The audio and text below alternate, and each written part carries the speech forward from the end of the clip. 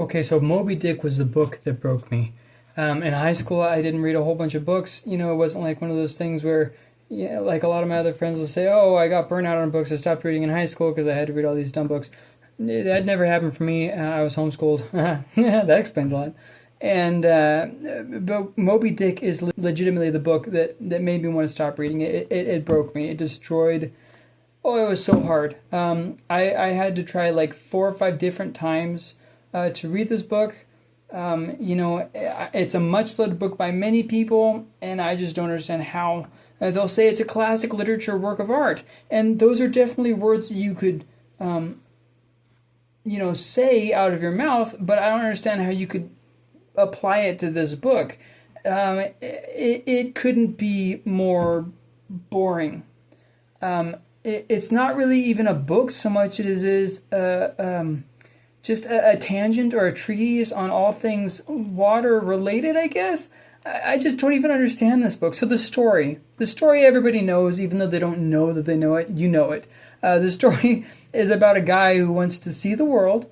So he gets on a boat to be a harpooner, and it's captained by a man who just wants to get revenge on a whale. And that's the whole idea of the story. And why does it take so long to get us there? I have no idea.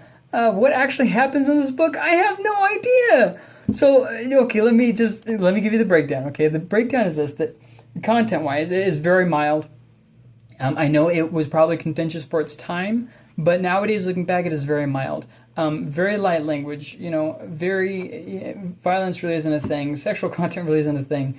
Where it seems to be, for its time, was its kind of irreverent take on religion. And obviously there's some things that are said that if you're a theologian, you're going to be like, well, I definitely don't agree with what he's saying here. And yes, he was not a theologian. I get that.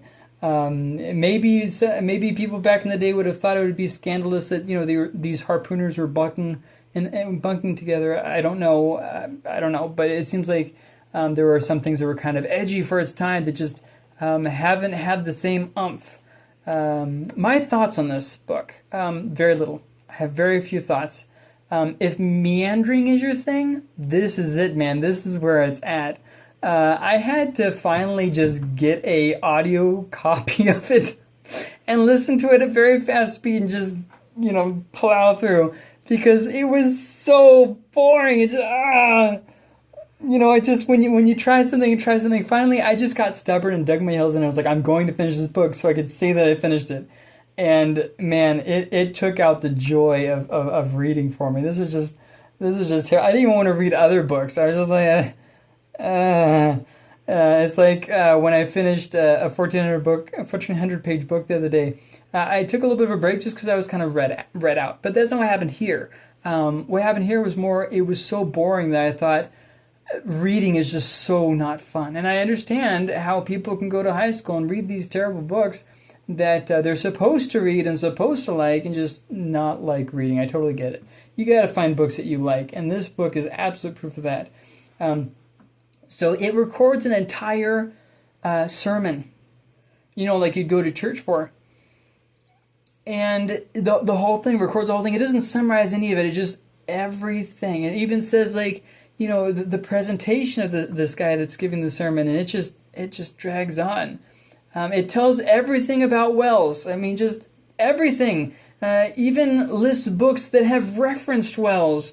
The history of the well. It talks about knots and everything except the basic story of the captain getting the well. Like, gee whiz! And by the time at the end that he's finally having the showdown with the well, it's so anticlimactic, and you're just like, I waited this long for this. And then spoiler, which you probably already know. Pretty much everybody dies. The boat's sunk, and so all this striving, and it didn't even matter in the end, anyways. So, what a letdown! Just absolute. It just drags on and on and on. It's uninteresting. It's irrelevant. I hated this. I just hated it.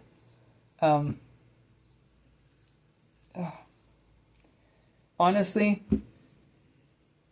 I should have just DNF'd it, because now looking back, I can't even say, haha, I read it, because nobody cares. Legitimately, nobody cares. So I did this for nothing. I wasn't missing anything by not reading the book, and it just wasn't worth it. It wasn't worth the time. It wasn't worth the aggravation. I should have just DNF'd. I have a rule about DNFing, and I didn't listen to my own rule, and oh man, I messed up. There's no other way around it. I messed up with this one. I low-key think that if you like Moby Dick, I'm not trying to make fun of you, okay? I understand everybody's got their preferences, but low-key, I legitimately think that if you like Moby Dick, you're just kind of liking it to be pretentious. Like, you want to be that popular person, or no, I don't mean popular person, you want to be that intellectual person that, likes the book that everybody hates. I honestly think that's all it is, because there's just no way. Oh my God, I shouldn't say no way. But how could you like this book? Seriously though, beyond all my disappointment with this book and life in general after reading it, seriously though, post your thoughts below of the book Moby Dick. Have you read it? Do you intend to read it? What were your thoughts about it? I mean, do you feel like it was worth it? Share your thoughts. This was just such a massive disappointment for me.